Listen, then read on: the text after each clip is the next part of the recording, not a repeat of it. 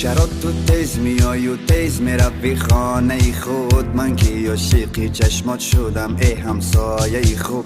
تو مثل پرنده ای پل میزنی روی دلم، هر روز نگاه میکنم کی میبرای از لانه خود. ای خدا چی شد با من مگر شدم دیوانه؟ ای خدا چی شد که من دیدم چونین پروانه؟ از دوری ها نظارتش میکند چشم دلم، تا نداند که دارد مرا همسفر همسایه. بگو چی کار بکنم که شنوی حرفایم؟